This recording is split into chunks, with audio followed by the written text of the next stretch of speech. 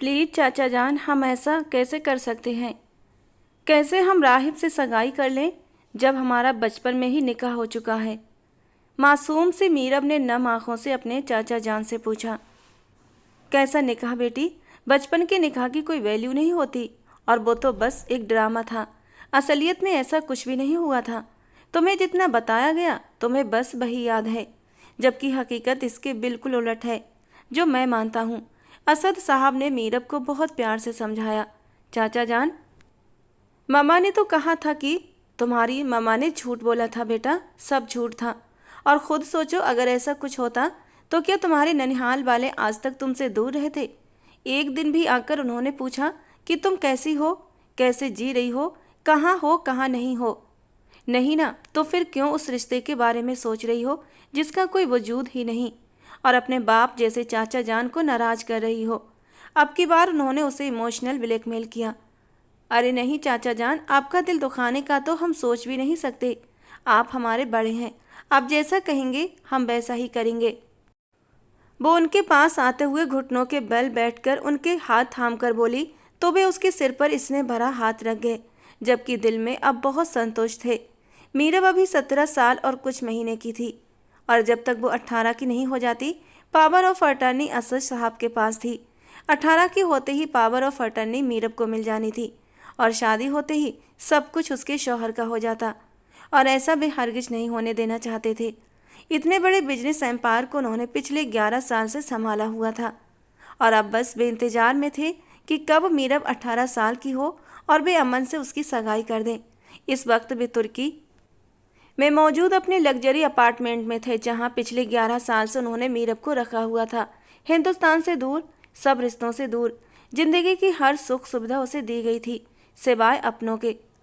अक्सर वो इस अकेलेपन से डर जाती, लेकिन मिस नूर जहां उसकी ज़िंदगी का सबसे बड़ा चमकता सितारा थी, जो उसके साथ उसके घर में रहती थी, उन्हीं की वजह से वो बोलती थी, हंसती थी, मुस्कुराती थी, ज़िंदगी को जी लेती थी। और कॉलेज में उसकी दोस्त थी रीना, जो बंगाल से आई थी। वो सांवली सी लड़की मीरब की बेस्ट फ्रेंड थी। बाकी रिश्तों के नाम पर उसके पास सिर्फ एक चाचा जान थे, जो महीने में 1-2 बार आकर उससे मिल लिया करते थे, और कभी कभी तो कई महीने गुजर जाते थे और उसके चाचा जान उससे मिलने नहीं आते थे। आज भी उससे अपने बेटे अमन से रिश्ता तय करने की बात कह कर गए थे। वो उदास सी हो गई थी। उसने अमन को नहीं देखा था, न कभी वो यहाँ पर आया था। उसे तो बस यही याद था कि उसका निकाह बचपन में उसके मामा जान से हुआ था, और वो तो उसका नाम भी नहीं जानती थी, और ना ही उसके पास उस निकाह का कोई सबूत था। वो गहरा सांस भरती उठ बैठी। चाचा जान ठीक कहते हैं, बचपन के निकाह की कोई वैल्यू नहीं होती। चाचा जान ही हमारे बड़े हैं, यकीनन जो भी हमारे लिए फैसला लेंगे वही बेहतर होगा। मीरब खुद को संतुष्ट करते हुए आंखें मूंद गई, लेकिन नहीं जानती थी कि आने वाले वक्त में उसे कितनी बड़ी आजमाइश का सामना करना पड़ेगा। आप ऐसा हरगिज नहीं करेंगे अमन, मैं आपको इस बात की इजाज़त कभी नहीं दूंगी। जरीन ने दर्द से कहते हुए अमन को देखा। तुम मुझे रोकोगी? इतना हक कब दिया मैंने तुम्हें कि मेरे मामलों में दखल अंदाजी करो? वो सर्द लहजे में बोला। अमन, भूले मत, बीवी हूँ आपकी, और आपकी बच्ची की माँ भी हूँ। वो आंसू पोंछते हुए कड़े मरहलों से गुजर रही थी। तो क्या तुम्हें हक मिल गया मेरे मामलों में बोलने का? वो दांत भींच कर बोला था। एक बात मेरी कान खोलकर सुन लो जरीन, कि मैं अपने पापा के लिए कुछ भी कर सकता हूँ, अपनी जान भी दे सकता हूँ। और ये बात तो मैं तुम्हें शादी की पहली रात से ही समझा रखी है कि मेरे लिए सबसे पहले मेरे पापा हैं। और अभी मैं वही बात कह रहा हूँ कि मेरे पापा का कहा मेरे लिए पत्थर की लकीर है, समझी तुम? वो उसे बाजू से पकड़कर झंझोड़ते हुए बोला। मैंने कब कहा आप अपने पापा से प्यार न करें? आप उन्हें टूटकर प्यार करें। आज तक उनकी आपने सारी बातें भी मानी हैं, लेकिन इस बार तो आप मेरी जान ले रहे हैं अमन। वो बेबसी की तस्वीर बनी खड़ी थी। अमन उसके चेहरे पर दर्द को देखता अब की बार थोड़ा नरमी से उसकी ओर बढ़ा। देखो जरीन, मैं सिर्फ पापा की खुशी की खातिर ये सब कर रहा हूँ, लेकिन मैं वादा करता हूँ तुम्हारा और जैनी का हक कभी नहीं छीनूंगा। जो मुकाम तुम्हारा है वो तुम्हारा ही रहेगा। वो उसका चेहरा थामे बोला। मुझे नहीं चाहिए कोई मुकाम। जरीन ने गुस्से से उसके दोनों हाथों को झटक दिया, जिस पर अमन ने होठ भींचे और गुस्से से उसे देखा। मुझे सिर्फ तुम चाहिए अमन, मैं तुम्हें किसी के साथ बांट नहीं सकती। वो उसके सीने से शर्ट को मुट्ठियों में भींचे बर्दाश्त की आखिरी पड़ाव पर थी। तुम्हें कुछ भी समझाना बेकार है। वो गुस्से से उसके हाथ झटकता हुआ पीछे हटा और कमरे से बाहर निकलता चला गया, जबकि जरीन पीछे रोती रह गई। वो क्या करती, उसे कुछ समझ नहीं आ रहा था। उसकी शादी को अभी मुश्किल से 1.5 साल ही हुआ था और अब अमन दूसरी शादी करने जा रहा था। वो तो कभी उसे मोहब्बत का दावा करता था और आज बाप का नाम लेकर मजबूरी का रोना रोते हुए शादी करने जा रहा था। जरीन तड़पती नहीं तो क्या करती। अभी कुछ महीने पहले ही उसकी बेटी का जन्म हुआ था। वो नर्म और नाजुक रुई के फायों जैसी बच्ची जीनिया अमान इस वक्त जरीन की गोद में थी, जिसे सीने से लगाए वो बुरी तरह रोए जा रही थी। तेज तेज कदमों से चलता हुआ वो तुर्की एयरपोर्ट से बाहर आया था। उसका ड्राइवर गाड़ी लिए उसका इंतजार कर रहा था। एयरपोर्ट से बाहर आने और फिर गाड़ी में बैठने तक हर किसी ने मुड़कर उस खूबसूरत शख्स को एक बार जरूर देखा था, जिसने आसपास किसी पर नज़र डालना भी जरूरी नहीं समझा था। अब वो गाड़ी को अपने अपार्टमेंट की तरफ जाते हुए देख रहा था। आंखों से काला चश्मा हटा दिया गया था। वो बिल्कुल पारदर्शी आंखें किसी को भी चारों खाने चित कर सकती थीं। वो 28 साल का राहिब शाह था, जो अपने ख़ानदान का सबसे खूबसूरत मर्द था। कितनी लड़कियों का वो क्रश था। ऑफिस में हर लड़की उसकी पर्सनालिटी और उसके नरम मिजाज की वजह से उसका सम्मान करती थी, और वो भी हर लड़की की इज्जत करता था और कभी नज़र उठाकर उन्हें नहीं देखा था। यही वजह थी कि वो हर दिल अजीज़ था। इतनी खूबियों के बावजूद कमियां तो हर इंसान में होती हैं, और कुछ कमियां राहिब शाह में भी थीं। वो बेहद जिद्दी था और यही जिद उसके तमाम गुणों पर भारी पड़ जाती थी, क्योंकि अपनी जिद के आगे वो किसी की भी नहीं सुनता था। जिंदगी में अगर वो किसी की सुनता था तो वो थे उसके आगा जान। अगर आगा जान सामने हो और राहिब खुद पर काबू न रख सके तो वो राहिब ही नहीं। उसके गुस्से को काबू करने की ताकत सिर्फ और सिर्फ आगा जान के पास थी। इस वक्त उसकी गाड़ी उसके खूबसूरत अपार्टमेंट में दाखिल हो चुकी थी। इस बार वो बहुत कुछ सोचकर तुर्की आया था और ये इरादा लेकर आया था कि इस बार अपना मकसद जरूर पूरा करेगा। वो अंदर आते ही अपनी टाई की नोट ढीली करता हुआ सफ़ेद शर्ट के बटन खोलता अंदर चला गया। उसे शावर लेना था। शावर लेना उसका पसंदीदा शौक था। लगभग दिन में 5 से 6 बार वो जरूर नहाता था। अपनी शर्ट उतारकर दूर फेंकते हुए वो अब बेल्ट निकाल रहा था। शावर के ठंडे पानी के नीचे खड़ा वो बालों में शैम्पू लगाते हुए उन्हें शावर के नीचे किए पानी गिराता गहरी सांस भर गया। इस बार जाओगे तो अपना मकसद जरूर पूरा करना, ये तुम्हारे आगा जान का हुक्म है। उनकी बातें याद करता वो अपनी बंद आंखें एक बार फिर से खोल गया। उसकी पारदर्शी आंखें इस वक्त लाल हो रही थीं। वो चुंबकीय नए नक्श वाला मर्द इस वक्त दिल और दिमाग की जंग में खुद को पिछले 1 घंटे से ठंडे पानी में भिगो जा रहा था। आगाजान का हर हुक्म सर आंखों पर। वो हाथ बढ़ाकर नल बंद करता बाथरोब पहनकर बाहर आया। अब आईने के सामने खड़े होते हुए वो अपने बाल सुखा रहा था। Now it's time for first meeting, वो दिल ही दिल में कहता हुआ अलमारी की ओर बढ़ा और अपना ड्रेस निकालने लगा। क्या मसला है तुम्हारी बीवी का? उसे चैन नहीं। असद साहब अमन पर बुरी तरह भड़क चुके थे। माफ़ कीजिएगा पापा जान, वो बस ऐसे ही सब, आप ध्यान मत दें उसकी बातों पर। आज सुबह नाश्ते की टेबल पर हुई बदमजगी की वजह से असद साहब गुस्से में थे। जब सुबह सुबह जरीन अपना केस लेकर असद जी के पास आई थी, एक उम्मीद के साथ कि शायद वो अमन के पापा को मना ले तो ये शादी रुक जाए। उस वक्त असद साहब नाश्ता कर रहे थे जब वो ठीक सामने आकर खड़ी हो गई थी। अंकल, मैं आपसे कह रही हूँ, प्लीज़ मत कीजिए मेरे ऊपर ये जुल्म, मेरी बच्ची पर यह जुल्म न करें। मजबूर मत करें मेरे शौहर को दूसरी शादी के लिए, हम जी नहीं सकते उनके बिना। जरीन रोते हुए जो मुंह में आया कहती जा रही थी, जबकि असद साहब गुस्से और कहर भरी नज़र से बेटे को देख रहे थे, जिसकी गुस्साई नज़र अपनी बीवी पर ही टिकी थी। असद साहब बिना जरीन की किसी बात का जवाब दिए अंदर चले गए। अमन भी उनके पीछे भागा था और अब वो घुटनों के बल उनके सामने बैठा उन्हें अपने साथ का यकीन दिला रहा था। ठीक है, हम 2 दिन में तुर्की के लिए निकलेंगे। वहाँ मीरब से तुम्हारी मंगनी होगी और 1 महीने बाद उसके 18 साल के होते ही तुम्हारा उसके साथ निकाह कर दिया जाएगा। वे अपनी योजना बताते हुए अब थोड़ा सहज थे। उन्हें अपने बेटे पर पूरा भरोसा था। वो उनके लिए कुछ भी कर सकता था, लेकिन अब उसकी बीवी कहीं कुछ गड़बड़ न कर दे। इसीलिए वे अब एक बड़ा कदम उठाने वाले थे, जिसमें अमन उनके साथ था। अमन आधी तूफान की तरह कमरे में दाखिल हुआ तो जरीन जेनिया को फीड करवा रही थी। वो अपनी मुट्ठियां सख्ती से भींच गया। जेनिया की वजह से वो इस वक्त अपना उबलता गुस्सा रोक गया था, क्योंकि जेनिया फीड करते जरा से भी आवाज़ से डरकर रोने लगती थी और फिर फीड नहीं करती थी। अपनी बेटी की खातिर वो अपने ऊपर जब्त कर गया, जबकि अपनी ही आंखों के सामने अपनी मनपसंद बीबी को देखता वो कमरे में इधर से उधर चक्कर काट रहा था।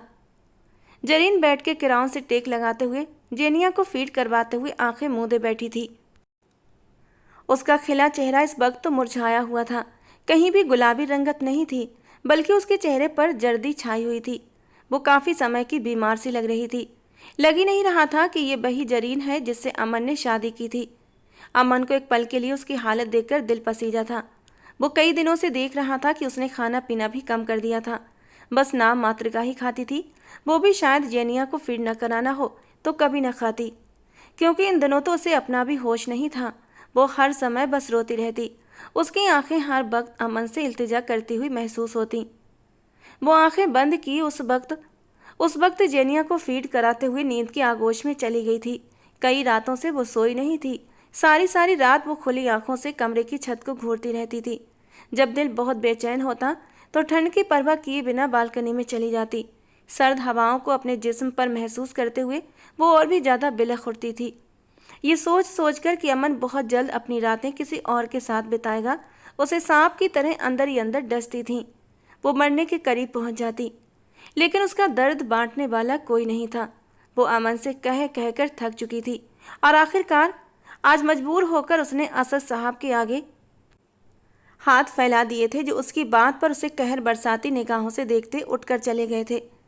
वो नीम गनूदगी में जाते जाते कमरे में अमन का आना महसूस कर चुकी थी, लेकिन उसमें हिम्मत नहीं हुई कि आंखें खोलकर उसे देख लेती। वो उस वक्त तो होशो हवास में थी ही कहाँ। उसकी हिम्मतें ख़त्म हो चुकी थीं और जेनिया से पहले ही वो नींद की आगोश में चली गई। अमन ड्रेसिंग रूम से तैयार होकर बाहर निकला तो जरीन को उसी अंदाज में बैठे देखकर वो ठिठका था, जबकि जेनिया उसकी गोद में लेटे लेटे ही सो चुकी थी। उसके नन्हे नन्हे गुलाबी होठों पर दूध की बूंद चमक रही थी। अमन जरीना की लापरवाही पर अंदर से पिघलता रह गया। आगे बढ़कर जेनिया को उसकी गोद से लेते हुए बहुत ही आराम से काट पर लिटाया। पलटकर जरीना के पास आया, जो आंखें बंद किए बेहोश पड़ी थी। उसकी शर्ट को नीचे की तरफ करता अमन ने उसका सिर तकिए पर रखा। उस पर अच्छी तरह कंबल डालता वो उसके चेहरे को बेख्तियार देखता चला गया। एक वक्त था कि ये चेहरा खिला खिला लगता था और आज वो बरसों की बीमार लग रही थी। अमन ने अपना निचला होंठ बेरहमी से काटा। वो किसी भी कीमत पर जरीन को तकलीफ नहीं देना चाहता था, लेकिन दे गया था। वो मजबूर था, अपने बाप की वजह से। उसे अपने बाप की बात माननी थी, हर हाल में माननी थी, क्योंकि उसने अपने बाप से वादा किया था। जरीन और अमन की शादी इसी शर्त पर हुई थी कि ज़िंदगी में तुम्हें मेरी एक बात माननी होगी, फिर चाहे मैं तुमसे तुम्हारी जान ही क्यों न मांग लूँ। अमन ने उस वक्त बिना सोचे समझे अपने बाप को अपनी जबान दी थी कि बस जरीन से शादी के लिए हाँ कर दें, आगे मैं आपकी सारी बातें मानूंगा। और असद साहब ने मुस्कुराते हुए कहा था, बस एक बात मान लेना, वही काफ़ी है तुम्हारे लिए। अमन नहीं जानता था उस वक्त उनके दिमाग में क्या चल रहा था।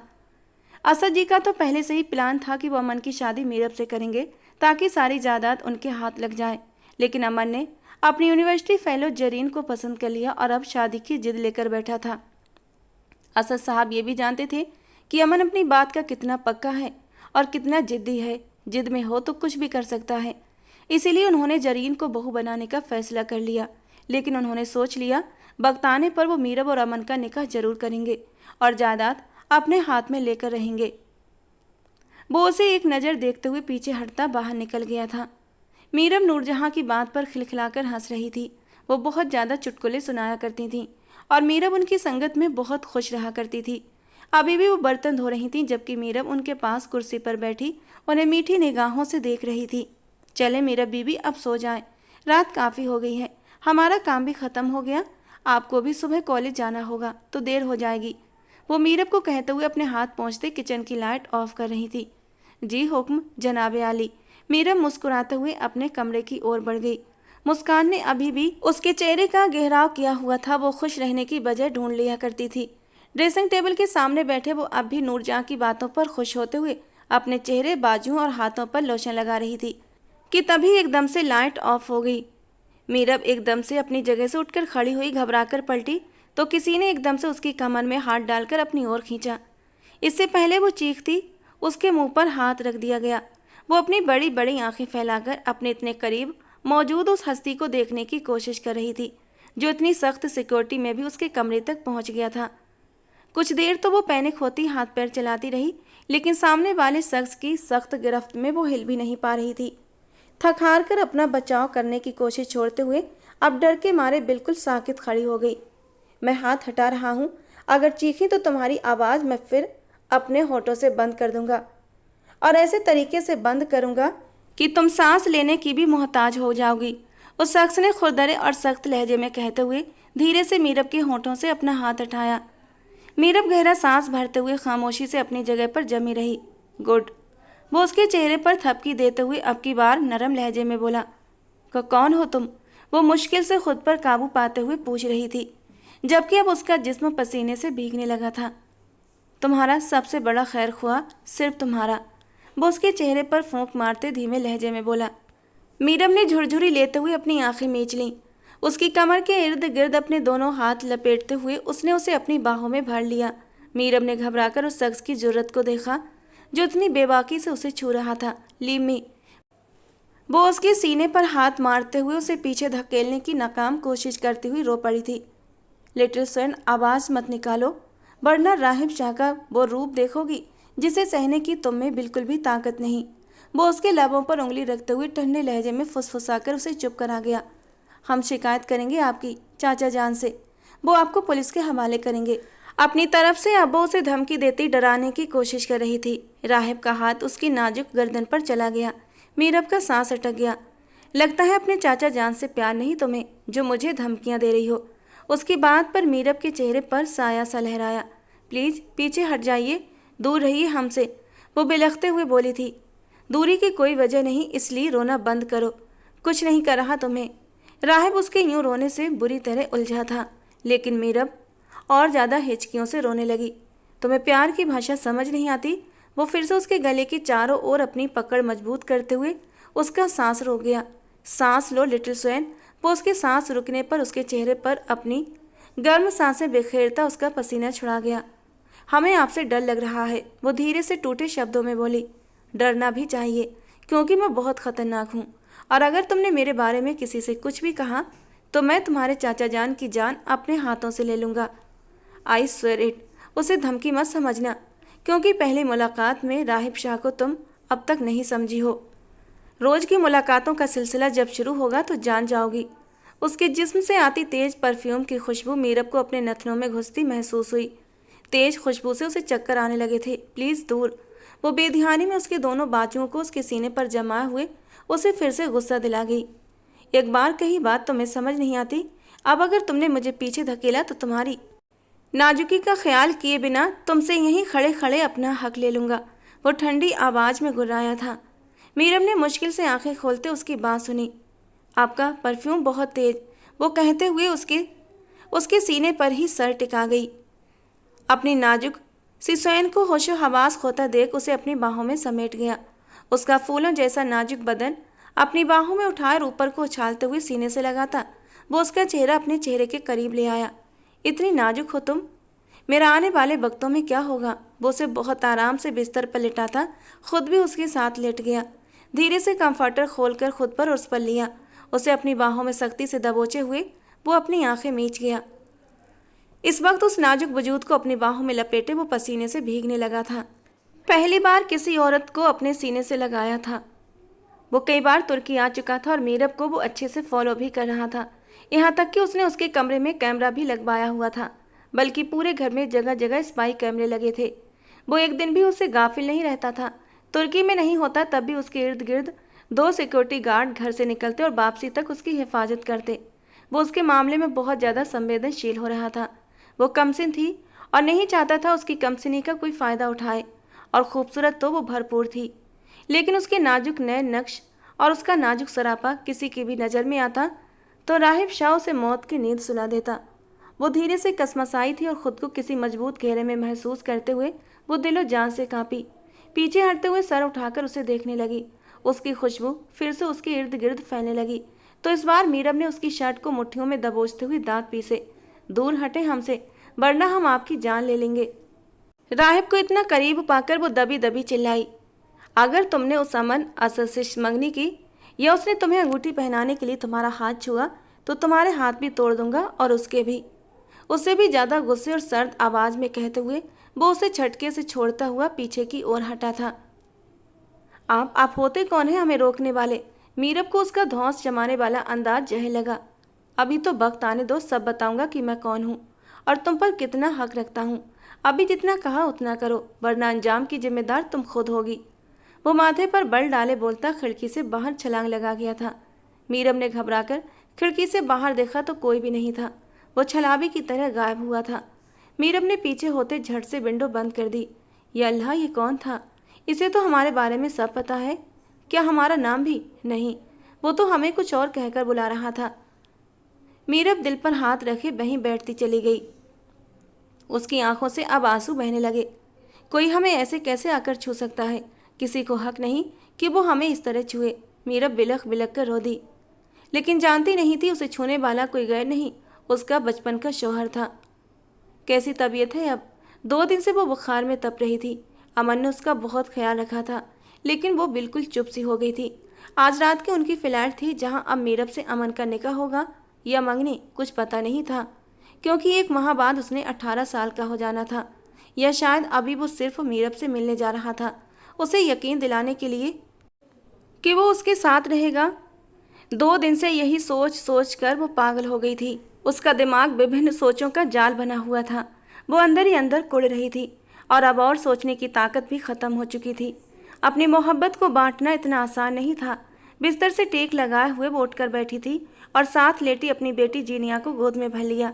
जीनिया माँ की गोद में आते ही खुशी से खिलखिलाने लगी थी, जबकि अमन की बात का उसने जवाब देना जरूरी नहीं समझा था। अमन ने गहरी नज़र उसकी तरफ देखा और अपना बैग पैक करने लगा। उसे बैग पैक करते देखकर जरीन को अपने शरीर में कांटे से चुभते महसूस होने लगे। यानी वो ज़्यादा दिन तक वहाँ रहने वाला था।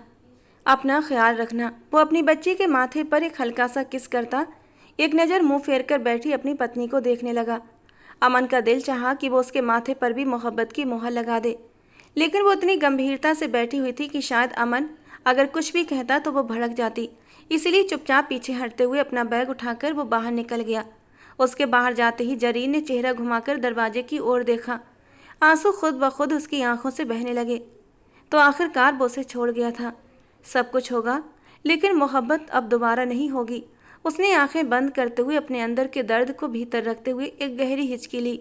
अमन, मैं तुम्हें ज़िंदगी भर इस काम के लिए माफ़ नहीं करूँगी, अपनी आखिरी सांस तक, और तुम ज़िंदगी भर इस काम के लिए पछताओगे। वो अपनी बेटी को अपने सीने में भींचे हुए आत्मनियंत्रण के कड़े दौर से गुजर रही थी।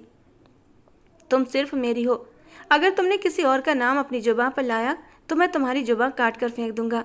अपने जज्बात और एहसासात और अपने जिस्म की हिफाजत करना, जो सिर्फ और सिर्फ राहिब शाह का है, और इस बात को कभी भी मत भूलना। वो गुस्से से बुरी तरह गुर्राया था। हम आपके नहीं हैं, हम आपको जानते तक नहीं। जिस दिन जान जाओगी उस दिन जान से जाओगी, राहिब शाह ने नशीली आवाज़ में कहा। दूर रहे हमसे। मीरब ने उसका हाथ झटक दिया। अगले पल उसने उसकी गर्दन को दबोच लिया। मीरब एक बुरे सपने से घबराते हुए जागी। वो गहरी गहरी सांस लेते हुए कमरे में इधर उधर देखने लगी, लेकिन कमरे में कोई भी तो नहीं था। चेहरे पर आए पसीने को पोंछते हुए मीरब ने गहरी सांस ली। यानी कि ये एक सपना था, लेकिन बहुत भयानक सपना। उसे ऐसा लग रहा था जैसे अभी भी वो उस सपने के प्रभाव में हो। राहिब शाह फिर से उसके आसपास मौजूद था। उसने पूरे कमरे में फिर से नज़र डाली, लेकिन वहाँ कोई भी नहीं था। राहत की गहरी सांस लेते हुए उसने पास रखे जग से पानी का गिलास भर लिया। अभी उसने गिलास को मुंह लगाया ही था कि उसने अपने सामने राहिब शाह को खड़ा देखा तो उसके मुंह से पानी बाहर निकल गया। उसे लगा ये उसका भ्रम है। राहिब शाह फिर से उसके कमरे में था और आज तो दिन का वक्त था। वो यहाँ कैसे हो सकता था? क्या हुआ? सपने में भी मुझे ही देख रही थी ना? उसके माथे पर चमकती पसीने की बूंदों को देखते हुए उसने कहा। आप क्यों बार बार यहाँ जाते हैं? प्लीज जाएं यहाँ से, मीरब ने कहा। वो आदमी जैसे ही उसके करीब आया मीरब के होश उड़ने लगे। जाने उसके अंदर ऐसी कौन सी चुंबकीय ताकत थी कि वो न चाहते हुए भी मीरब उसकी तरफ खींची चली जा रही थी। आपसे 1 घंटे बाद हम दोनों का निकाह है, इसलिए चुपचाप मेरे साथ चलो और मुझसे निकाह करो। हम आपसे कोई निकाह नहीं करेंगे, प्लीज़ जाएं यहाँ से। अगर तुमने इनकार किया तो इस इनकार की कीमत तुम्हारे प्यारे चाचा जान को चुकानी पड़ेगी, जो आज रात की फ्लाइट से तुर्की आ रहे हैं। लेकिन वो यहाँ नहीं पहुँचेंगे। वो और उनका बेटा दोनों सीधे ऊपर अल्लाह के पास जाएंगे। और अगर उनकी जान की सलामती चाहती हो तो जैसा कह रहा हूँ चुपचाप करो। मीरब इससे बहुत बुरी तरह डर चुकी थी। फिर न चाहते हुए भी वो उस आदमी के साथ जाकर निकाह कराई। किसी ने भी उससे कोई जानकारी नहीं ली थी, बस कबूल है कहते ही निकाह हो गया और वो उसे वापस घर छोड़ने आ रहा था। आपने ये सब क्यों किया? मीरब ने रोते हुए पूछा। क्योंकि मुझे तुम पर भरोसा नहीं था। तुम निकाह के ऊपर भी निकाह कर लेती। कौन सा निकाह? वो हैरान होकर बोली थी। बचपन का निकाह, जो शायद नहीं यकीनन तुम भूल गई हो, क्योंकि तुम तो मेरा नाम भी भूल गई हो। तो फिर निकाह क्या याद होगा? इसलिए फिर से निकाह करके उसे ताज़ा किया है, ताकि तुम अब पक्का याद रखो। आप मामा के बेटे हैं? मीरब ने हैरान होकर उससे पूछा। चलो शुक्र है तुम्हें याद तो आया। वो उसकी तरफ गहरी नज़र से देखने लगा। तो आपने हमें पहले क्यों नहीं बताया? वो आंखों में आंसू लिए बोली। इससे क्या होता? वो स्टीयरिंग पर हाथों को मजबूती से रखे सामने की विंड स्क्रीन के पार देखता रहा। मीरब ने उसके हाथों की ओर देखा। उसकी हरे रंग की नसें उभर रही थीं। मीरब उसे देखती दिल में हल्का सा एहसास महसूस कर रही थी। हमने कभी भी आपके अलावा किसी को नहीं सोचा। आप ही भूल गए थे। मामा भूल गए। कोई भी तो नहीं था हमारे पास। वो सिर झुकाए हाथों में गोद में रखे आंसू बहाते हुए बोली।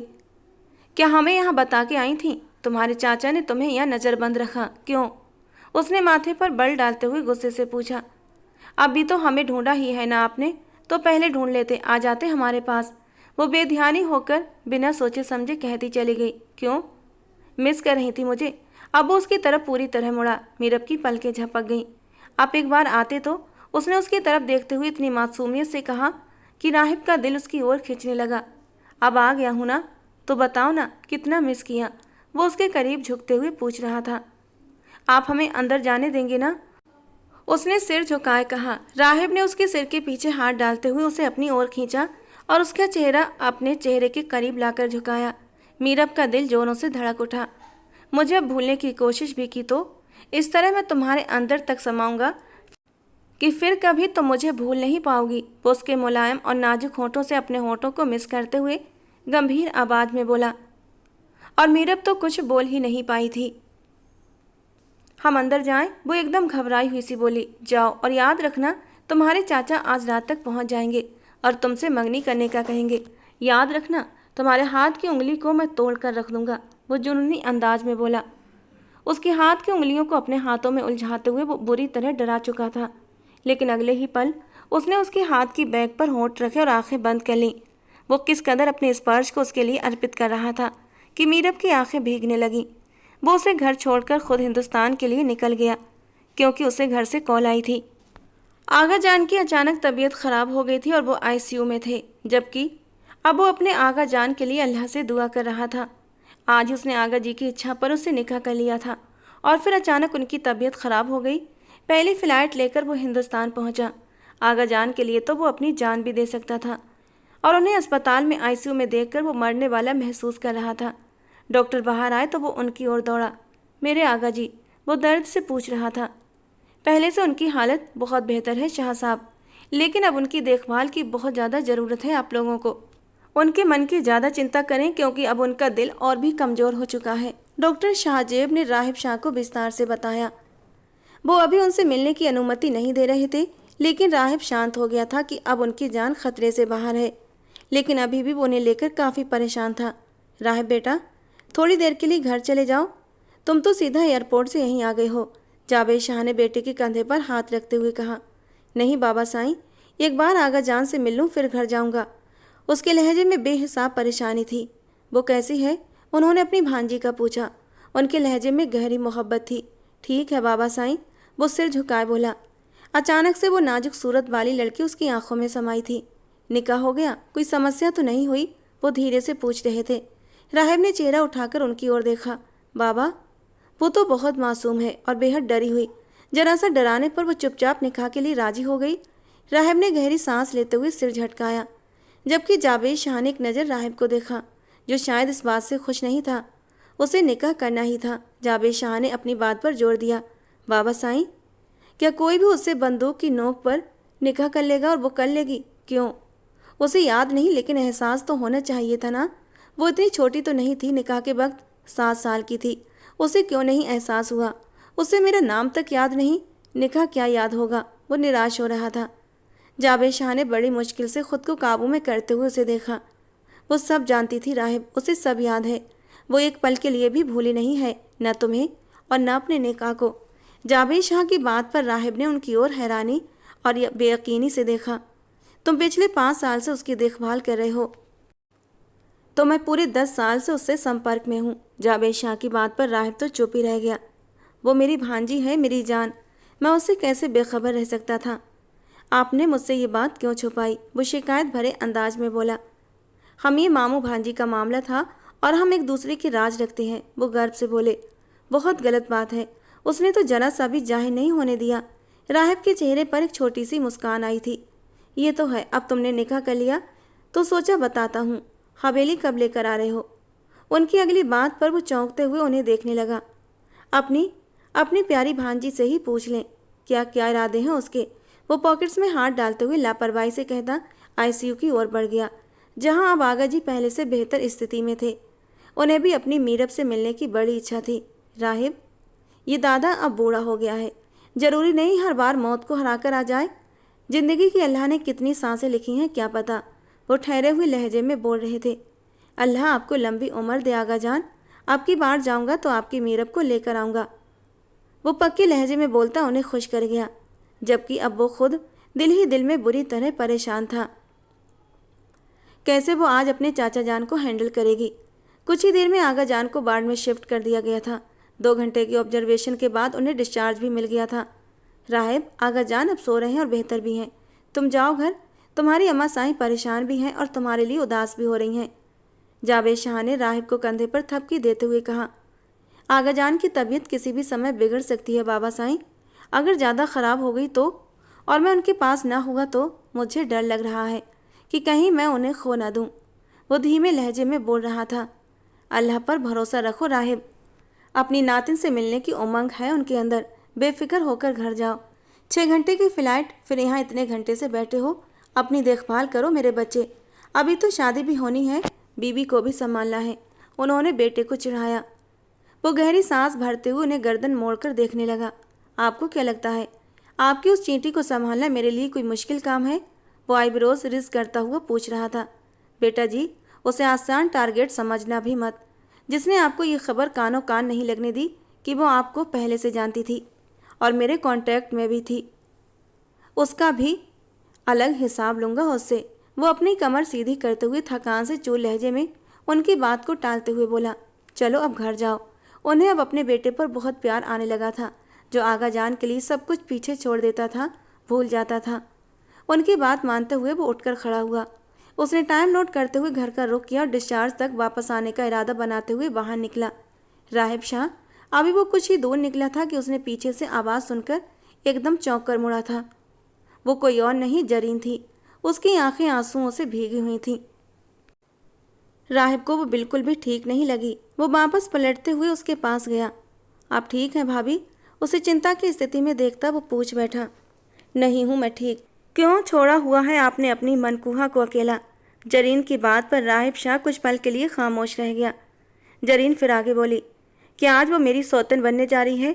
उसके लहजे में दर्द ही दर्द भरा हुआ था। आपको ऐसा क्यों लगने लगा कि मेरी मनकूहा आपके साथ ऐसा कुछ करेगी, आपका घर उजाड़ने का कारण बनेगी? वो तीखे अंदाज में देखते हुए पूछ रहा था। ओह प्लीज़ राहिब शाह, पिछले 10 साल से वो तुर्की में है, ये तक तो तुम पता नहीं लगा सके, और आज वही 10 साल तुम पर भारी पड़ रहे हैं कि वो तुमसे छिन जाएगी, क्योंकि मेरे पति और ससुर इस जायदाद की खातिर उसका निकाह अमन से करने वाले हैं। वो दुखी होते हुए बोली। राहिब ने इधर उधर निगाह दौड़ाई और उसे एक तरफ आने का कहा। वो उसके पीछे ही चल दी। बैठे यहाँ। वो उसे वहाँ बैठाता और उसके लिए पानी ले आया। ये पिएं और शांत होकर घर जाएं। आप पर कोई सौतन नहीं आएगी। वो एक कुर्सी छोड़कर उसके पास बैठता, पानी की बोतल उसकी ओर बढ़ा गया। तुम इतने मुतमईन कैसे हो सकते हो राहिब शाह? तुम जानते हो राहिब, आज असद अंकल और अमन गए हैं तुर्की, और यकीनन वो पहुंच भी चुके होंगे। जरीन कराते हुए बोली। तो जाने दो, राहिब कौन सा किसी से डरता है? वो सिर झटकते हुए बोला। राहिब काफ़ी बार इन लोगों के कांटेक्ट में आ चुका था उसे मीरब का एड्रेस चाहिए था जिसे असद साहब ने वहाँ तुर्की में छुपा कर रखा था। राहिब, अगर मैं तुम्हें मीरब का एड्रेस दूँ तो क्या तुम इस निकाह को होने से रोक दोगे? वो उम्मीद से पूछ रही थी। राहिब को वो बहुत टूटी हुई लगी। आपको ऐसा क्यों लगता है कि वो मीरब से निकाह करवा लेंगे? राहिब ने बहुत ही सुकून भरी मुस्कान के साथ कहा था। और तुम्हें क्यों लगता है कि वो नहीं करवा सकते? वो भी दोबारा बोली।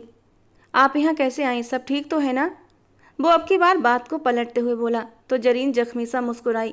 खाला की तबीयत अचानक ख़राब हो गई थी, उन्हें ही लेकर आई थी। वो उस तरफ बाढ़ में हैं। और छोटी जीनिया वो कहाँ है? राहिब को तो जैसे सबकी खबर थी। वो साथ में पड़ोस की खाला के हवाले करके आई हूँ। राहिब मेरी बात का जवाब नहीं दिया। वो उसे वापस उसी बात की तरफ लाई थी। कल तक मिल जाएंगे आपको आपके सारे सवालों के जवाब। आइए खाला से मिल लूँ। वो उड़ते हुए बाढ़ की तरफ बढ़ा तो जरीन भी उसके पीछे हो ली। और फिर राहिब की बात सच निकली। बाकी अगले दिन मीरब और असद साहब वापस लौट आए थे। उनके साथ लाल और सफ़ेद रंगत वाली नाजुक सी गुड़िया भी थी। वो कमसिन सी लड़की जरीन को बहुत मासूम लगी, लेकिन अचानक ही उसे याद आया कि ये वही लड़की है जिसके साथ अमन निकाह करने वाला है। ये सोचते ही उसका दिल पत्थर होने लगा, बल्कि बहुत बुरा हुआ, क्योंकि उसे यही बताया गया था कि मीरब हमेशा तुर्की में ही रहेगी, निकाह के बाद भी। इस निकाह की वैल्यू सिर्फ जायदाद तक है, इससे ज़्यादा नहीं। बाकी वक्त और हालात को देखकर फैसला किया जाएगा। फिर वो उसे मुंबई कैसे ला सकते थे? वो कमरे में लगातार इधर से उधर चक्कर लगाते पेचो ताव खा रही थी। उसका बस नहीं चल रहा था कि वो यहाँ से खुद कहीं चली जाए या इस लड़की को कहीं भेज दे। अमन अंदर दाखिल हुआ तो वो जख्मी अंदाज में उसे देखते हुए उसके करीब आई। हर बात से मुकर गए हैं आप अमन, और मुझे पता है आगे भी आप अपनी किसी बात का मान नहीं रखेंगे। तो बता दें कब खाली करना है कमरा, क्योंकि सेज सजानी होगी ना अब आपने अपनी कमसिन दुल्हन के लिए। वो बुरी तरह गुस्से में थी। उसका लहजा भी काफ़ी बदतमीजी लिए हुए था।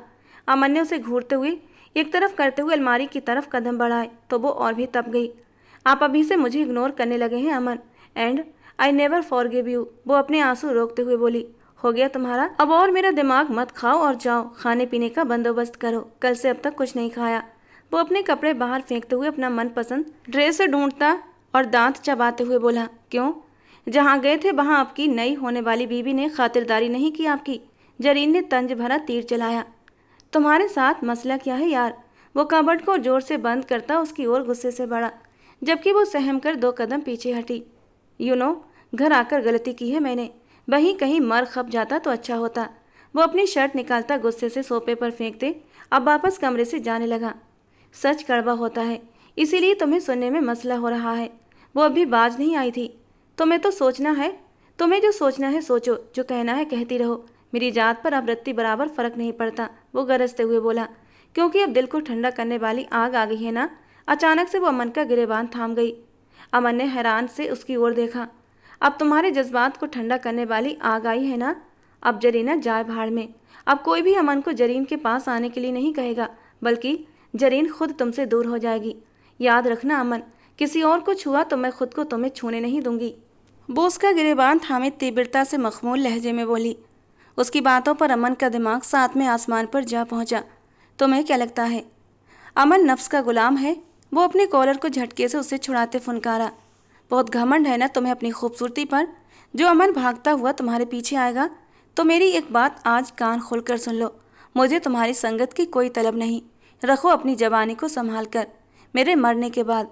अमन, वो गुस्से से चिल्लाती फिर से उसके कॉलर को दबोच गई। मैं आपकी तरह बेवफा नहीं, किसी को भी खुद को छूने नहीं दूंगी। जरीन सिर्फ अमन की है और हमेशा उसकी ही रहेगी। एक एक शब्द पर जोर देते बोलते उसका सांस अटक गया था। Just leave. वो एक बार फिर से गुस्से से उसके बाजू को झटके से छुड़ा गया और इस बार वो लड़खड़ाकर पीछे टेबल के कोने से जा लगी। टेबल का कोना उसकी कमर में खुप सा गया। एक चीख बुलंद हुई थी। अमन जो दरवाजे की ओर बढ़ रहा था, चीख सुनता वापस पलटा और दहलते हुए दिल के साथ जरीन को देखा, जिसका सफ़ेद कुर्ता कमर से लाल हो रहा था। वो अपना सांस रोके अपनी कमर की साइड पर हाथ रखे अमन को बेयकीनी से देख रही थी। वो वापस टेबल पर गिरने लगी कि अमन ने पल के 1000वें हिस्से में आगे बढ़ते उसे तुरंत थाम लिया। वो जख्मी अंदाज में मुस्कुराई। आपका रास्ता साफ हो गया अमन, आप आज़ाद। वो आंखें बंद कर रही थी, लेकिन उसके चेहरे पर मुस्कान थी। जरीन, ओपन योर आइज यार। नहीं किया है मैंने निकाह और नहीं करूँगा किसी से भी निकाह। मेरी जान, आंखें खोलो। वो बुरी तरह तड़प रहा था। फिर उसे लिए वो बाहर भागा था। बिना किसी को बताए वो उसे लिए अस्पताल पहुंचा। उसे तुरंत आईसीयू में शिफ्ट कर दिया गया। कुछ देर बाद असद साहब भी वहां पहुंचे। कैसी है जरीन और चोट कैसे आई उसे, वो बेचैनी से पूछ रहे थे। वो एकदम ही अचानक, बाबा सब मेरी वजह से हुआ। वो बहुत ज़्यादा अपसेट थी और मैं भी। तुम पागल हो गए हो अमन, और इतना अपसेट थे तो कमरे से बाहर निकल जाते, चोट क्यों पहुंचाई? वो गुस्से से भड़के। मैंने जानबूझकर नहीं किया बाबा, सब अचानक। बाबा वो मेरे निकाह से अपसेट है बहुत। जब निकाह हुआ नहीं तो फिर क्यों क्यों इतना सीन क्रिएट किया तुम दोनों ने? इस मैच को क्लियर करो अमन, वो उसे संजीदगी से समझा रहे थे, जबकि वो लब भींचे आईसीयू की ओर देखता रह गया। आगाजान घर वापस आ चुके थे। वो अब की बार बहुत खुश थे। उन्हें मीरब के हिंदुस्तान आने की सूचना मिल चुकी थी।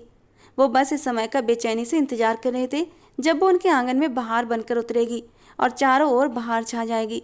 इसी बात को अमली जामा पहनाने के लिए आगाजान और जावेद शाह ने अब की बार मीरब के वापस आ जाने पे रुखसती लेने जाने का फैसला किया था, क्योंकि सभी जानते थे राहिब ने मीरब से बचपन के निकाह के बावजूद तुर्की में भी दोबारा निकाह कर लिया था और अब उसे यहाँ लाना था, और इस काम में वो अब बिल्कुल भी देर नहीं करना चाहते थे। जबकि राहिब अब भी खामोश तमाशाई बना हुआ था। उसके दिल और दिमाग में क्या चल रहा था कोई नहीं जानता था। 2 दिन बाद उसकी 18वीं बर्थडे थी और उसी तारीख में उन्होंने मीरब की रुखसती लेने का सोचा। ये मेडिसिन भी लो। अमन ने ज़बरदस्ती जरीन को मेडिसिन खिलाई तो वो लगातार मुंह बनाते हुए खा रही थी। उसकी कमर का जख्म अब मध्यम पड़ चुका था, लेकिन अमन ने अभी भी उसे अपनी हथेली का छाला बना रखा था। बस बहुत कड़वी है ये, मुझे नहीं खानी, वो मुंह बनाते हुए बोली। जैनी को इस दौरान मिसेज असद ने ही संभाला हुआ था। वो बेड रेस्ट पर ही रही। सिर्फ फीड के वक्त ही वो जैनी को गोद में लेकर बेड क्रॉन के साथ एक करवट लेकर लेटती और उसे फीड कराती थी, लेकिन आज फीड कराते हुए उसे कमर में तेज दर्द शुरू हो गया। वो न सीधी होकर फीड करवा पा रही थी और न करवट पर, जबकि जैनी ने गला फाड़ फाड़ कर रोना शुरू कर दिया था। अमन उसका रोना सुनते हुए तुरंत बाथरूम से बाहर निकला था। वो शावर ले रहा था। सफ़ेद ट्राउजर में शर्टलेस वो बाहर आया था। गीले शरीर के साथ जैनी को उठाकर उसे चुप करवाने लगा। अमन, जैनी के कपड़े गीले हो रहे हैं, लाओ मुझे दे दो। वो अपनी कमर के दर्द पर काबू करते हुए मुश्किल से उठकर बैठी थी। ये तुम्हारा रंग क्यों जर्द हो रहा है? क्या दर्द हो रहा है? क्रीम लगाई? वो उससे पूछ रहा था। जैनी को भूख लगी है अमन, उसे फीड करवा दूँ फिर लगा लूँगी, वो जैनी को देखती हुई बोली। तो अमन उसके पास ही बैठ गया। जैनी को वापस उसकी गोदी में देते हुए उसका चेहरा जरीन की तरफ मोड़ते हुए बोला, करवा दो फीड। वो जितनी आराम से कह रहा था, जरीन बिलश करने लगी। ऐसे आपके सामने? क्या हो गया अमन, मुझे दें उसे। वो जैनी को रोता देख अपने हाथ आगे बढ़ा गई। जो कहा है वो करो, और शर्मा तो ऐसे रही हो जैसे मैंने कभी तुम्हें देखा नहीं। वो संजीदा लहजे में मायने भरे जुमले कह गया। अमन प्लीज़, वो झिझकते हुए बोली। खुद फीड कराओगी या मैं? अच्छा आप उधर देखो, मैं खुद फीड करा दूंगी। वो अपनी कमर के दर्द को भूलते हुए अपनी कुर्ते को जरा सा हटाती और जैनी का चेहरा उसके अंदर कर गई, जबकि दिल की धड़कनें तेज हो रही थीं। जैनी फिर भी रो रही थी। यार सीधा होकर बैठो और फीड कराओ। वो कितना रो रही है और तुम्हारी शर्म हया ही ख़त्म नहीं हो रही। वो झुंझलाया और झटके से उसके कुर्ते को हटाकर जैनी का चेहरा उस ओर मोड़ दिया। जैनी के रोने की आवाज़ अब थम गई और अब वो शांति से आंखें बंद करके अपना पेट भरने लगी। जरीन आधी से ज़्यादा अमन पर झुकी हुई थी। उसके सीने से उसका शरीर टकरा रहा था, जिससे जरीन को ठंडे पसीने आने लगे। बेइच्छा उसकी नज़र उसके सिक्स पैक पर उठी थी तो दिल में घंटियां सी बजने लगीं। कितने दिनों से वो एक दूसरे से नाराज़ थे, एक दूसरे से लड़ रहे थे, एक दूसरे की निकटता का सुख प्राप्त नहीं कर पा रहे थे। वो अमन की किस कदर दीवानी थी ये उससे बेहतर कोई जान ही नहीं सकता था। कोई रात ऐसी नहीं गुजरती थी जब वो अमन की बाहों से लिपट कर नहीं सोई थी। कभी कभी तो जरीन खुद ही पहल कर देती थी अपने मुलायम लबों से अमन को छूकर, और उसके इरादों को भांपकर अमन मुस्कुराकर उसे अपनी बाहों में भर लेता और उसके कान में सरगोशी करता हुआ कहता, जरीन तुम्हारे अंदर जज्बातों की गर्मी कुछ ज़्यादा ही है। और जरीन खिलखिलाकर हंस पड़ती और कहती, सिर्फ तुम्हारे लिए है मेरी मोहब्बत और मेरे जुनून के सारे जज्बात। और फिर दोनों एक दूसरे में गुम हो जाते। और अब न जाने कितने दिन गुजर गए थे कि दोनों एक दूसरे के करीब नहीं गए थे। जरीन का दिल बहुत बुरी तरह मचल रहा था। अपने होठों को दांतों तले दबाते हुए उसने अपने जज्बातों को बहकने से रोका हुआ था। अपने होठों को आज़ादी दो जरीन, वरना अगर मैंने काटा ना तो सारी रात तुम्हारी सिसकियां कमरे में गूंजती रहेंगी। अमन की बात पर जरीन ने शिकायती नज़रें उठाकर उसकी ओर देखा था। आह, जरीन की एक चीख ऊंची हो गई थी। क्या हुआ? अमन ने घबराकर उसे देखा। अभी तो मैंने काटा भी नहीं था और तुम्हारी चीख? इसने काटा, वो मुंह बनाकर बोली और लाल चेहरा लिए जेनी को प्यार से घूर रही थी, जो अब मुस्कुराते हुए माँ को देख रही थी। मेरी जान, मम्मी को काटते नहीं हैं, ये सिर्फ पापा का काम है, ठीक है? वो उसे अपने सीने से लगाकर उसका दूध हजम कराते हुए साथ में उसे हिदायतें भी दे रहा था। जरीन ने घबराए चेहरे के साथ उसे देखा। मैं इसे मम्मी के पास छोड़कर आया, यहीं रहना, लेटना मत, क्रीम लगाता हूँ आकर, वो उसे कहता हुआ बाहर निकल गया। और जरीन का दिल जोर जोर से धड़कने लगा। उस दिन उसे चोट लगी थी और जिस तरह वो टेबल पर गिरने लगी थी, अमन ने किस तरह लपक कर उसे बचाया था। उसने बेहोश होती नज़रों से अमन की वो घबराहट देखी थी जब उसका चेहरा वो थपथपाते हुए कह रहा था, प्लीज़ जरीन आंखें खोलो। अमन की आंखों से आंसू टूट कर गिरे थे, जो जरीन ने अपनी बंद होती आंखों से देखे थे। और फिर वो बेहोश हो गई थी। उसे इतना तो यकीन हो गया था कि अमन उससे बहुत मोहब्बत करता है। बस अपने बाप के हाथों की कठपुतली है वो जैसे नचाते हैं अमन वैसे ही नाचता है। अमन ने उसे न केवल माफ़ी मांगी बल्कि उसे यकीन दिलाया वो सिर्फ उसकी है। कुछ ही देर में वो वापस लौट आया था, जबकि जरीन करवट लेकर लेटी आंखें बंद किए हुए थी। अमन ने उसके ऊपर कंबल सही करते हुए कमरे की लाइट्स को डिम कर दिया और क्रीम की कैप खोलते हुए उसकी कमर के जख्म पर लगाना शुरू कर दिया। उसे हल्का हल्का दर्द हो रहा था। अमन, टूटी हुई आवाज़ में बोलती वो अमन के जज्बातों में हलचल मचा गई। उसका हाथ उसकी कमर से ऊपर की ओर मूव करने लगा तो वो गहरी सांसें भरती हुई तकिए में सिर दे गई। अमन ने उसकी कमर के मोड़ पर अब अपने होंठ रखे थे और उसे सिसकने पर मजबूर कर दिया। अमन, वो उसकी जबान का स्पर्श अपनी कमर के ऊपर से नीचे तक महसूस करती हुई तड़पते हुए उसकी ओर मुड़ गई। मत तड़पाओ प्लीज़, वो उसकी गर्दन में बाहें डालकर बहके हुए लहजे में बोली। अमन के होंठों ने मुस्कान को छुआ। वो उसकी निकटता में यूं ही पिघलती जा रही थी। ये उसके इश्क का अंजाम था कि आज तक उसने निकटता के लम्हे नहीं किए थे। उसके हाथों की उंगलियों में अपनी उंगलियां उलझाते हुए वो अब उसके होंठों पर झुका था। पेन तो नहीं हो रही ना कमर में? वो उसके होंठों से होंठों को छूते हुए फिक्रमंदी से लहजे में पूछ बैठा। वो गहरी सांस भरते हुए सिर नामे हिलाती हुई उसे और भी उत्तेजित कर रही थी।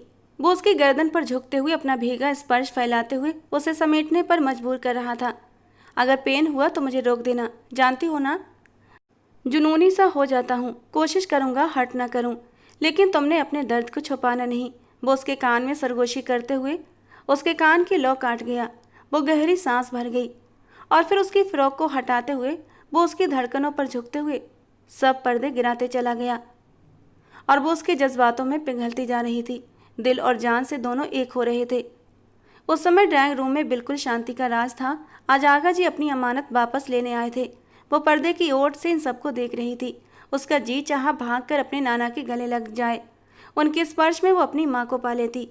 दूसरी ओर उसके मामा बैठे थे, जो हर पल हर क्षण उसके साथ संपर्क में रहे थे, उसका साथ देते रहे थे और उसके 18 होने का इंतजार करने को कहते उसे सब कुछ ठीक होने की तसल्ली देते रहे। और आज उनकी तसल्ली सच में रंग लाई थी। एक नज़र उसके सामने बैठे खूबसूरत व्यक्ति पर भी उठी थी, जो सिर्फ उसका था। उसकी चुंबकीय आंखें उस समय असद साहब को ही देख रही थीं, जबकि अमन की नज़र भी अब पिता पर थी। मीरब ने अपनी नज़रों का रुख भी असद साहब की ओर किया तो कुछ दिन पहले तुर्की में हुई उनकी मुलाकात याद आ गई, जब वो तुर्की अमन के साथ निकाह करने वाले थे। तब उसने अपने लिए स्टैंड लिया था। चाचा जान, हम जानते हैं आप हमसे बहुत प्यार करते हैं, लेकिन चाचा जान, आपको घर, हमारी जायदाद लेनी है ना, तो आप मुझे वो कागजात दे दें, हम साइन कर देंगे, लेकिन ये निकाह के ऊपर निकाह जैसा गुनाह नहीं कर सकते। वो रो रही थी और फिर उसने अपने चाचा जान को एहसास दिला ही दिया कि वो गलत हैं। आपने 11 साल हमें अपनों से दूर रखा, हमने कभी भी शिकायत नहीं की। अकेले इस इतने बड़े देश में अपने रिश्तेदारों से दूर पले बड़े, कभी शिकायत नहीं की।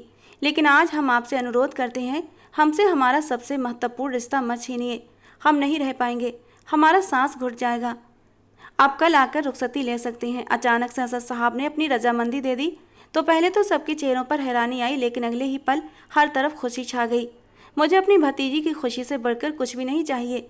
जरीन बेटा, मीरब को बुलाकर लाओ, वो अपने सगे रिश्तेदारों से मिल ले। अल्लाह ने उनके दिल से मोहर हटा दी थी। बेशक अल्लाह ही सच्ची हिदायत देने वाला था। मीरब ने बाहर आते हुए सीधे अपने आगा जान के पास आते हुए उनके सीने से लग गई और रोती चली गई। बस मेरे बच्चे, अल्लाह सब्र का फल जरूर देता है, और मेरे बच्चे ने तो बहुत सब्र से काम लिया है। उन्होंने उसका सिर ऊपर उठाते हुए उसके माथे पर प्यार से बोसा दिया। तो वो फिर से उनके सीने में मुँह छुपा गई। मीरू बच्चे, अपने मामा से नहीं मिलोगी? जावेद शाह की बात पर वो उनकी ओर मुड़ी और जल्दी से उनके सीने से लग गई। वो रोते हुए भी मुस्कुरा रही थी। अजरा मामी ने भी उसका सिर चूमते हुए उसे साथ लगा लिया, जबकि कनखियों से राहिब को देखना नहीं भूली थी, जो गहरी निगाहों से उसे ही देख रहा था। अगले पल वो शर्माकर रुख मोड़ती मामी के पीछे छुप गई। वो कमरे में दाखिल हुआ तो मीरब दुल्हन बनी उसकी सेज सजाए बैठी थी। घूंघट से उसका आधा चेहरा दिखाई दे रहा था, जिसमें उसकी ठोड़ी और उसका निचला होंठ राहिब को बुरी तरह ठिठका गया। जरा सा उसके पास होता, बिना कुछ कहे उसके निचले होंठ की झलक देखता और फिर उसे अपने दांतों में रखते हुए खींच लिया। और मीरब का तो एकदम सांस ही रुक गया था। राहिब ने तो उसका घूंघट हटाने की भी जहमत महसूस नहीं की थी। उसके सिर के पीछे हाथ रखे उसके ऊपरी होंठ को भी अपने होठों में लेते हुए बहुत नरमी से उस पर अपना स्पर्श बिखेरता पल में बहक चुका था। उसकी सांसों को धीरे धीरे पीते हुए वो अपनी शेरवानी के बटन भी खोलता, एक तरफ करता। उसका घूंघट हटा गया, जो बेहिसाब लाल हो गई थी।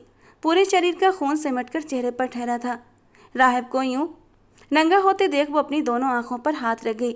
उसने तो सुना था दूल्हा शादी की पहली रात कमरे में आकर दुल्हन को सलाम करता है और फिर उसे मुंह दिखाई देता है, अच्छी अच्छी बातें करता है, उसे बहुत प्यार से पहले माथे पर बोसा देता है और फिर उसकी इजाज़त लेकर आगे की कार्यवाही करता है। लेकिन यहाँ तो ऐसा कुछ भी नहीं हुआ था। राहिब ने सीधे उसके होंठों पर हमला किया था और अब वो अपनी बेबाकी से लाइट्स को ऑफ करता फेरी लाइट्स को ऑन कर गया था और अगले ही पल वो उसके करीब होते बेड क्राउन के साथ टेक लगाए अपनी गोद में बिठा गया। नीरब का दिल धक से रह गया। उसने धीरे से आंखें खोली तो गहरी सांस भरी। उसने सिर्फ शर्ट ही उतारी थी। राहिब उसके चेहरे के हाव भाव को देखता हुआ मजे लेता साइड ड्रॉअर में से एक पैक निकालते हुए उसे खोलने लगा। केस में से एक चैन निकालने के बाद उसने उस चैन को मीरब के गले में पहना दिया। दूसरी चैन बहुत ही मुलायम और नाजुक थी। वो हैरानी से उसे देखने लगी, जो उसकी गर्दन के पास झुकते हुए उसके कान की लौ को अपने होठों में दबा गया। इजाज़त है मेरी जान। वो कितने मज़े से इतना सब कुछ करने के बाद अब इजाज़त ले रहा था। मीरब ने नाराज़गी से उसे देखा, जिस पर राहिब का हंसी का ठहाका लगा।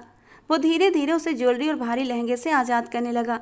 वो शर्माकर उसके सीने में छिपी। यार ये तो पहनाने दो। वो उसका सिर ऊपर करके मासूम सूरत बनाते हुए कहने लगा, कहाँ पहनाएंगे इसे, और ये है क्या? वो भी थोड़ा एक्साइटेड होती पूछने लगी। हटो, मैं पहनाता हूँ तो तुम्हें पता चल जाएगा। वो उसे गोद से थोड़ा सा ऊपर करते हुए उसकी धड़कनों को अपने होठों पर फोकस करता उसकी बैली के चारों ओर बाहें फैलाए उसे बैली चैन पहना गया। वो उसके हाथों के सख्त स्पर्श पर थूक निगलती उसे छोटे छोटे सांसें लेते हुए सिर झुकाए देख रही थी, जो उसे और ऊपर करता उसकी बैली चैन पर उंगलियां फिराते हुए उस पर अपने होंठ रख गया। मीरब ने सख्ती से अपनी आंखें मींच ली थीं। उसका नरम स्पर्श अब तीव्रता पकड़ता जा रहा था कि उसकी सिसकियां तेज हो गईं। उसे वापस गोद में बैठाता वो उसकी धड़कनों को अपने स्पर्श से महकाता। अब उसे बिस्तर पर गिराता उस पर हावी हो गया। Thank you so much for coming into my life and trusting मी। वो उसे निकटता बनाता सब पर्दे गिराता चला गया। वो नन्ही सी जान उसकी हैवी बॉडी के नीचे दबकर रह गई थी, लेकिन राहिब की संगत पाकर वो खिल उठी थी। राहिब ने बहुत नरमी से उसे समेटा था। कभी कभी वो दीवाना हो जाता, लेकिन फिर उसकी नाजुकता की वजह से खुद पर काबू पाता और उसे समेट लेता। धीरे धीरे रात सरक रही थी और दोनों की मोहब्बत को मंजिल मिल गई थी। तो दोस्तों, आज की हमारी ये कहानी आपको कैसी लगी कमेंट बॉक्स में ज़रूर बताना। पसंद आई हो तो प्लीज़ लाइक करना। रोज़ ऐसे ही रोमांटिक कहानियाँ सुनने के लिए हमारे चैनल को सब्सक्राइब करना। मिलते हैं दोस्तों अगली किसी नई कहानी में।